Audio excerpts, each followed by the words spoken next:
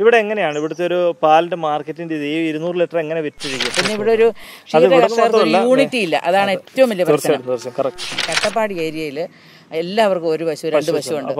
ഒരു farm tourism ആണോ? അതെ, ഒരു ഫാം ടൂറിസം चौटवड़ी തന്നെ. गर्मी का वजह से क्या? गर्मी का वजह से नहीं, इससे ज्यादा हमारे एरिया में बहुत गर्मी है, इधर थोड़ा अच्छा है, क्लोर है थोड़ा. എല്ലാവർക്കും നമസ്കാരം, ഞാൻ രതീഷ്. പപ്പായ വ്ലോഗ്സിന്റെ പുതിയൊരു വീഡിയോയിലേക്ക് എല്ലാ മാന്യ പ്രേക്ഷകർക്കും സ്വാഗതം. അപ്പോൾ കേരള റൗണ്ടപ്പിന്റെ മറ്റൊരു അധ്യായം. നമ്മൾ പാലക്കാട് ജില്ലയിലെ ആനക്കട്ടി എന്ന് പറയുന്ന സ്ഥലത്താണ്. അപ്പോൾ ആനക്കട്ടി എല്ലാവർക്കും അറിയാം, അയ്യപ്പനും കോശി സിനിമയുടെയൊക്കെ ഷൂട്ടിങ് കാര്യങ്ങളൊക്കെ നടന്ന സ്ഥലമാണ്. അപ്പോൾ തീർച്ചയായിട്ടും ഈ ഒരു എപ്പിസോഡ് വളരെ വ്യത്യസ്തമായിട്ടുള്ള ഒരു ഫാമിംഗ് രീതി ആണ് നമ്മളിന്ന് പരിചയപ്പെടുത്തുന്നത്. അമ്പാട്ട് ഫാം എന്ന് പറയുന്നത് ആനക്കട്ടിയിൽ ഉള്ള ഒരു ഫാമാണ്. അപ്പോൾ ഫാമിൻ്റെ വിശേഷങ്ങളാണ് കേരള റൗണ്ടപ്പിൻ്റെ ഇന്നത്തെ എപ്പിസോഡിൽ ഞാൻ നിങ്ങൾക്ക് വേണ്ടിയിട്ട് പങ്കുവയ്ക്കുന്നത്. അപ്പോൾ എല്ലാവർക്കും വീഡിയോയിലേക്ക് സ്വാഗതം. അപ്പോൾ നമ്മുടെ കേരള റൗണ്ടപ്പിൻ്റെ സ്പെഷ്യാലിറ്റി മറക്കണ്ട, 51ാമത്തെ എപ്പിസോഡ് മുതൽ നമ്മുടെ കേരള റൗണ്ടപ്പിൻ്റെ അവസാനം വരെ ഒരുപാടധികം സമ്മാനങ്ങൾ നിങ്ങളെ കാത്തിരിക്കുന്നുണ്ട്. അതിൻ്റെ തുടക്കം വന്നുകൊണ്ട് നമ്മുടെ മേഡൻ മുറാഫാം ജോഷേട്ടൻ ഒരു പോത്തുകുട്ടിയും, അതുപോലെ തന്നെ നമ്മുടെ KMF ബിനുചേട്ടൻ ഒരു എരുമക്കുട്ടിയെയും, അതുപോലെ തന്നെ കൈലാസ് മുറാഫാമിൻ്റെ പേരിൽ ഒരു നീലിരവിയുടെ പോത്തുകുട്ടിയും, അതുപോലെ തന്നെ നമ്മുടെ കാട്ടൂർ ഷാനവാസക്ക ഒരു സർപ്രൈസ് ഗിഫ്റ്റും, സൈഡസ് അനിമൽ ഹെൽത്ത് എന്ന് പറയുന്ന കമ്പനി കർഷകർക്ക് പശുക്കൾക്ക് ഹീറ്റാവാനും അതുപോലെ തന്നെ ചെന പിടിക്കാനും ആവശ്യമായിട്ടുള്ള CRS പൗഡർ 2.5 കിലോ വീതം 10 കർഷകർക്ക് നൽകുന്ന ഒരു ഗിവ് പ്രോഗ്രാം. അപ്പോൾ ഈ ഗിവേയിൽ നിങ്ങളെല്ലാവരും പാർട്ടിസിപ്പേറ്റ് ചെയ്യുക. നിങ്ങൾ ചെയ്യേണ്ടത് എത്രമാത്രം, നമ്മുടെ വീഡിയോയുടെ ഡിസ്ക്രിപ്ഷനിലായിട്ട് ഒരു ലിങ്ക് ഉണ്ടാവും. നമ്മുടെ വെബ്സൈറ്റ് ലിങ്കാണ് www.pappayavlogs.com. അപ്പോൾ എല്ലാവരും ആ ലിങ്കിൽ കയറുക, നിങ്ങളുടെ പേര്, ഫോൺ നമ്പർ, സ്ഥലം രജിസ്റ്റർ ചെയ്യുക, കാത്തിരിക്കുക. കേരള റൗണ്ടപ്പിൻ്റെ അവസാനം വരെ ഞെരക്കെടുപ്പിലൂടെ ആയിരിക്കും നമ്മൾ വിജയിലേക്ക് തിരഞ്ഞെടുക്കുന്നത്. അപ്പോൾ അമ്പാട്ട് ഫാമിൻ്റെ ഇന്നത്തെ വിശേഷങ്ങൾ നമുക്ക് കാണാം. എല്ലാവർക്കും വീഡിയോയിലേക്ക് സ്വാഗതം.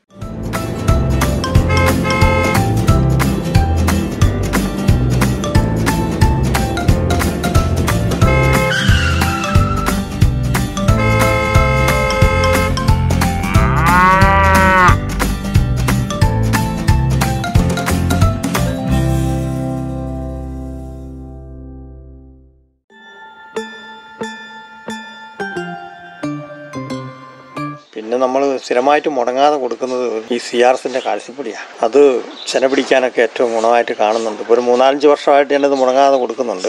കിടാക്കൾ ഒരു ചെനയുടെ പരുവത്തിലേക്ക് എത്തുമ്പോൾ മുതൽ അത് കൊടുക്കും. ചെന പിടിച്ചു കഴിഞ്ഞാൽ ഒരു 2 മാസം കഴിഞ്ഞാൽ പിന്നെ അതിൻ്റെ ആവശ്യം. പിന്നീട് അത് പാല് കൂടാനുള്ളതല്ല ഉദ്ദേശിക്കുന്നത്. പശുക്കളുടെ ശരീരമൊക്കെ നന്നായി നിൽക്കും, കറവ കുറച്ച് നാൾ കൂടുതൽ നീണ്ടു നിൽക്കുന്നു. അത് തന്നെയല്ല, പാലിന്റെ അളവ് ഒരു മിനിമം നിൽക്കുന്നുണ്ട് അത് കൊടുക്കുമ്പോൾ. അത് എല്ലാ പശുക്കളും ഒരു വർഷത്തിൽ ഒന്നെങ്കിലും പ്രസവിക്കും. അത് ഈ CRS തന്നെ കൊടുത്തുകൊണ്ട് CRSന്റെ ആണെന്ന് എനിക്ക് കൂടുതൽ, മറ്റു പൊടികൾ ഒത്തിരി കൊടുത്തോണ്ടിരുന്നത്. ഇപ്പൊ അത് കൊടുക്കാൻ തുടങ്ങിയ ശേഷം ഇത് കൃത്യമായിട്ട് ഇങ്ങനെ വരുന്നു. അപ്പൊ മറ്റു ഫാമുകളിലൊക്കെ ഇങ്ങനെ ചെന പിടിക്കുന്നില്ല എന്ന് പറയുന്നത് കേൾക്കാം. അപ്പൊ ഞാനിങ്ങനെ പറയും, പക്ഷെ ഇതിന് ഇച്ചിരി വില കൂടുതലുള്ളത് കൊണ്ട് ആൾക്കാർ ഈ മിൽമേന്നൊക്കെ കിട്ടുന്ന 100 രൂപയുടെ സാധനമൊക്കെ വാങ്ങിച്ചു കൊടുക്കുന്നുണ്ട്. ചേട്ടാ ഇത് എത്ര നാളായിട്ട് കൊടുക്കുന്നുണ്ട്? ഇതിപ്പോ ഒരു 6 വർഷമെങ്കിലും ആയിട്ട് കൊടുക്കുന്നുണ്ട്. CRS മുടങ്ങാതെ കൊടുക്കും.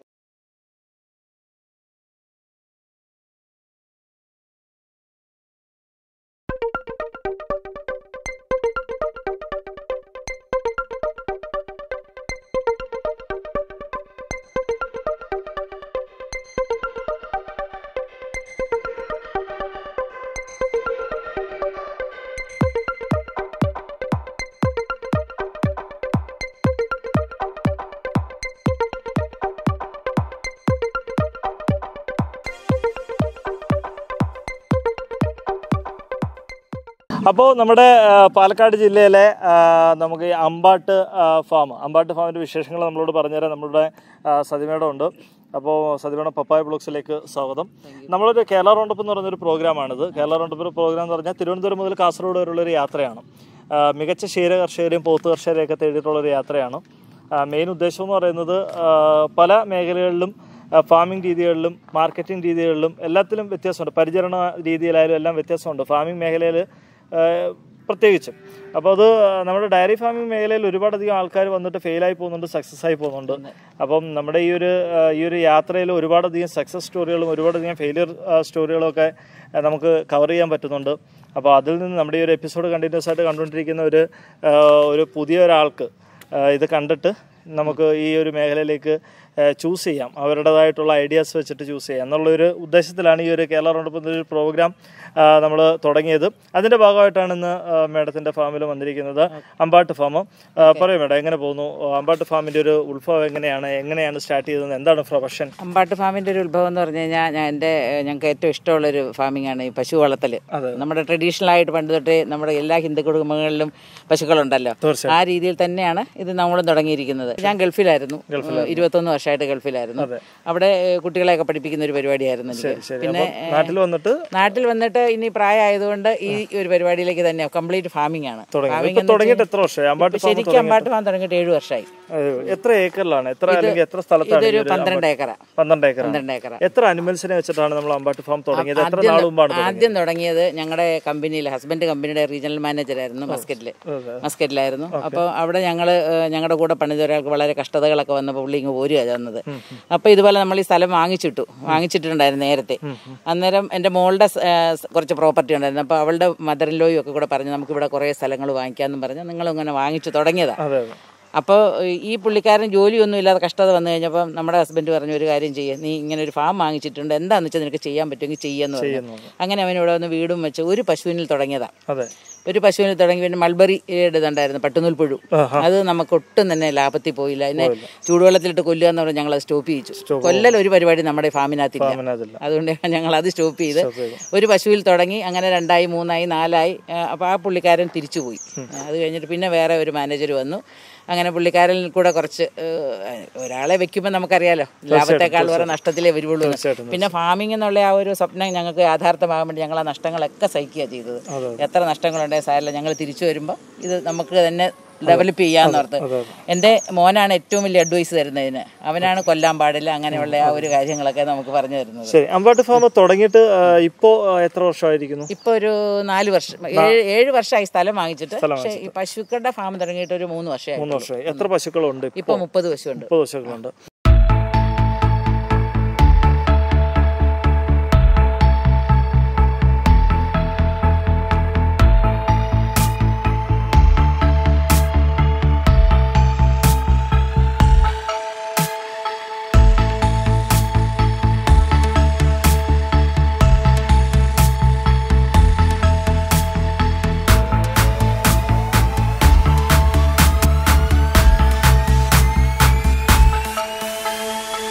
എങ്ങനെയാണ് ഇവിടെ എത്ര ലിറ്റർ പാല്? 30 പശുക്കളിൽ നിന്ന് എത്ര ലിറ്റർ പാല്? ശരിക്ക് 11 പശുവിന്റെ പാലുള്ളൂ. കാരണം മറ്റുള്ള ചെനയായിട്ടിരിക്കുന്നു.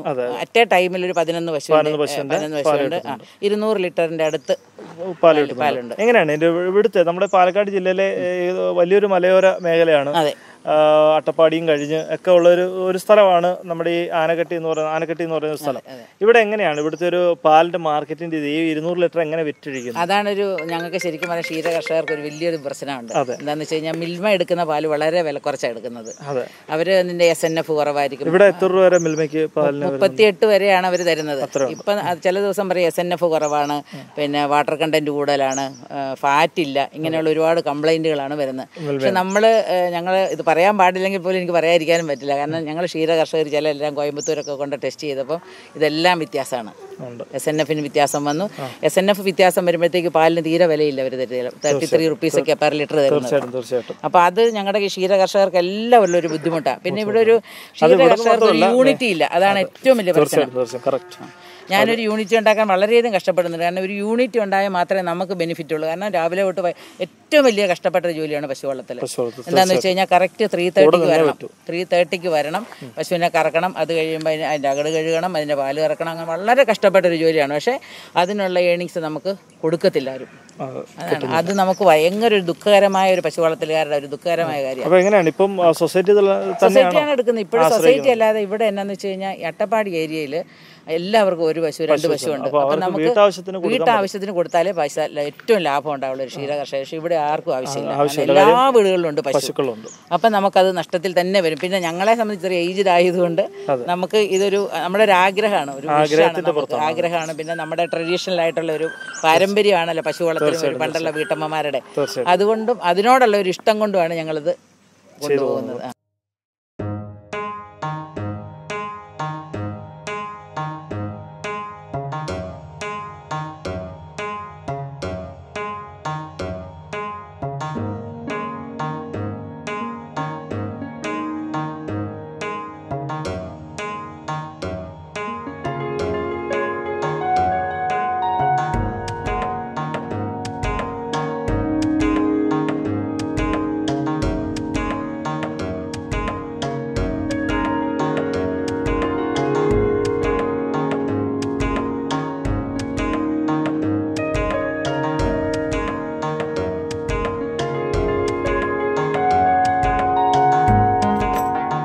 എങ്ങനെയാണ് ഇതിൽ ഈ ഒരു 30 പശുക്കളുടെ ഒരു ആഹാര രീതിയൊക്കെ എങ്ങനെയാണ്? ആഹാര രീതി എന്ന് വെച്ചാൽ ഇപ്പം ഞങ്ങൾ ഫുള്ള് പുല്ലാണ് കൊടുക്കുന്നത്. ഞങ്ങൾക്ക് 5.5 ഏക്കറിൽ ഫുള്ള് ഞങ്ങൾ CO3 എന്ന് പറയുന്ന പുല്ലായിട്ടിരിക്കും. അത് ഞാൻ തൃശ്ശൂർ പോയിട്ട് നമ്മുടെ മണ്ണൂത്തി പോയിട്ട് ഞങ്ങൾക്ക് തന്ന അവിടുത്തെ സാറിൻ്റെ ഉപദേശം കൊണ്ട് നട്ടാണ്.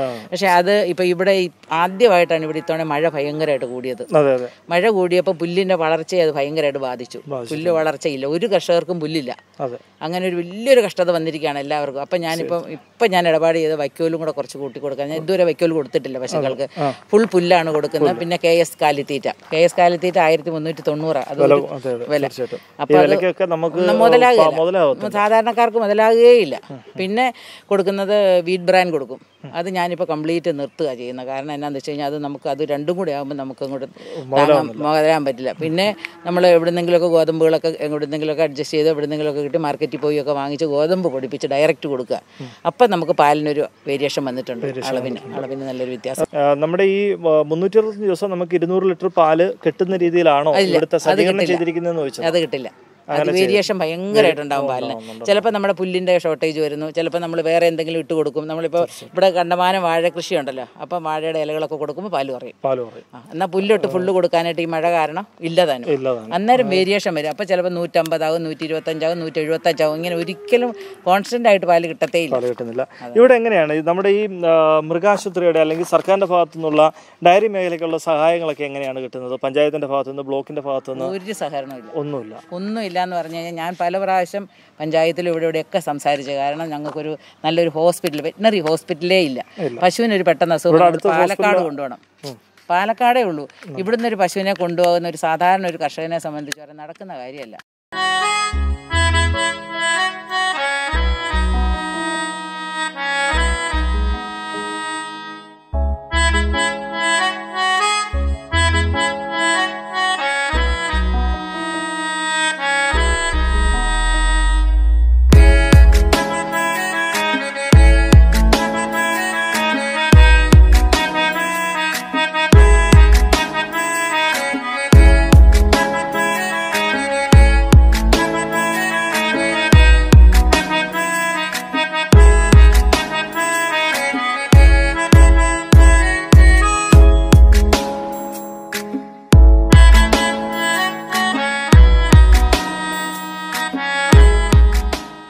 അമ്പാട്ട് ഡയറി ഫാമിന്റെ ഒരു ഫുൾ ഡയറി ഫാം അല്ലാതെ വേറെ എന്തൊക്കെയാണോ ഉള്ളത്? ഇപ്പം അമ്പാട്ട് ഫാമിന്റെ ഡയറി ഫാം അല്ലാതെ ഞങ്ങൾ നടത്തുന്നത് കൃഷിയാണ്. വാഴ കൃഷിയുണ്ട്, തെങ്ങുണ്ട്, പിന്നെ കംപ്ലീറ്റ് ഫ്രൂട്ട്സുകൾ വെച്ച് പിടിപ്പിച്ചിരിക്കുക. സപ്പോട്ട, മാവ്, അങ്ങനെയുള്ളതെല്ലാം. അതിന്റെ ഈൽഡ് കിട്ടാറായിട്ടില്ല.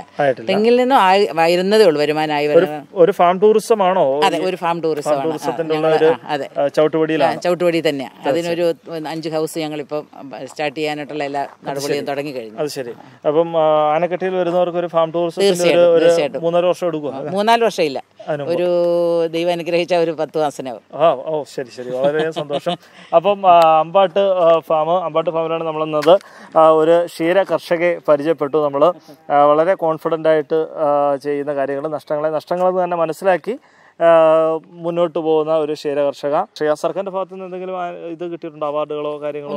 ഒന്നുമില്ല, നമ്മൾ തുടങ്ങിയിട്ടേ ഉള്ളൂ. അപ്പോൾ അങ്ങനെയൊക്കെ വരട്ടെ, മികച്ച ക്ഷീര കർഷക എന്നുള്ള ഒരു രീതിയിലൊക്കെ ഉയർന്നു വരട്ടെ എന്നും പപ്പായ വ്ളോഗ്സ് ആഗ്രഹിക്കുന്നു. അപ്പോൾ ഈ കാര്യങ്ങളെല്ലാം പറഞ്ഞുകൊണ്ട് കേരള റൗണ്ടപ്പിൻ്റെ ഇന്നത്തെ അധ്യായത്തിൽ നിന്ന് ഞാൻ സൈൻ ഔട്ട് ചെയ്യുകയാണ്. ഞാൻ നിൽക്കുന്നത് പാലക്കാട് ജില്ലയിലെ ആനക്കട്ടിക്കടുത്തുള്ള അമ്പാട്ട് ഫാമിലാണ്. അമ്പാട്ട് ഫാമിൻ്റെ ഡയറി ഫാമിൻ്റെ വിശേഷങ്ങളാണ് ഇന്ന് നമ്മൾ കേരള റൗണ്ടപ്പിൽ നിങ്ങൾക്ക് വേണ്ടി പങ്കുവച്ചത്. അപ്പോൾ നമ്മുടെ കേരള റൗണ്ടപ്പിൻ്റെ എപ്പിസോഡിൻ്റെ സ്പെഷ്യാലിറ്റി മറക്കണ്ട. ഗിവേയിൽ എല്ലാവരും പാർട്ടിസിപ്പേറ്റ് ചെയ്യുക. നിങ്ങൾ ചെയ്യേണ്ടത് ഇത്ര മാത്രം. നമ്മുടെ വീഡിയോ ഡിസ്ക്രിപ്ഷനിൽ ലിങ്ക് ഉണ്ടാവും. നമ്മുടെ വെബ്സൈറ്റ് ലിങ്കാണ് www.pappayavlogs.com. ഇപ്പോൾ തന്നെ കയറുക, നിങ്ങളുടെ ഗിവേയിൽ പാർട്ടിസിപ്പേറ്റ് ചെയ്യുക. കാത്തിരിക്കുക കേരള റൗണ്ടപ്പിൻ്റെ അവസാനം വരെ. ഒരുപാടധികം സമ്മാനങ്ങൾ നിങ്ങളെ കാത്തിരിക്കുന്നുണ്ട്. അപ്പോൾ കേരള റൗണ്ടപ്പിൻ്റെ മറ്റൊരു വീഡിയോയിൽ വീണ്ടും കാണാം. എല്ലാവർക്കും നന്ദി, നമസ്കാരം. വളരെയധികം സന്തോഷം ഇത്ര നേരം പങ്കുവച്ചത്. Thank you. അപ്പോൾ അമ്പാട്ട് ഫാമിൻ്റെ തൊഴിലാളികളാണ് ഇവരാണ് അമ്പാട്ട് ഫാമിൻ്റെ കാര്യങ്ങളെല്ലാം നോക്കുന്നതും മറ്റു കാര്യങ്ങളൊക്കെ ചെയ്യുന്നത്. നമുക്ക് ശ്യാം, ആപ്കാ നാം? കാളിച്ചരൺ. ദത്ത. അപ്പോൾ ഇവരൊക്കെയാണ് ഇവിടുത്തെ ഫാമിലെ കാര്യങ്ങളൊക്കെ നോക്കുന്നത്. കിतना साल से आप इधर थे? इधर पहले 1 साल काम करके गया है, अभी 1 साल हो रहा है. 1 साल? आप लोग? अभी 4 महीने हो रहा है. 4 महीना कैसे चल रहा है? तो अभी सब ज्यादा है ना अभी? हमको सब अच्छा है इधर. अच्छा है। हाँ बहुत जो गर्मी का वजह से क्या होगा? गर्मी का वजह से नहीं, इससे ज्यादा हमारे एरिया में बहुत गर्मी है। इधर थोड़ा अच्छा है, क्लोर है थोड़ा, ठीक है, क्लाइमेट अच्छा है। हाँ क्लाइमेट इधर का अच्छा है। Okay thank you. अच्छा काम चल रहा है ना? काम अच्छा चल रहा है, काम का कोई दिक्कत नहीं है, ഓക്കെ बहुत अच्छा है। ഞാൻ ചൂടിൻ്റെ കാര്യമൊക്കെ ചോദിച്ചതാണ്. അപ്പോൾ നമ്മുടെ നാട്ടിലെ നല്ല ക്ലൈമറ്റ് ആണ് അവരുടെ महाराष्ट्र മഹാരാഷ്ട്ര. അപ്പോൾ മഹാരാഷ്ട്രയിലാണ് അവരുടെ സ്ഥലം. ആ ഒരു വിശേഷങ്ങൾ ഇവർ തൊഴിലാളികളാണ്.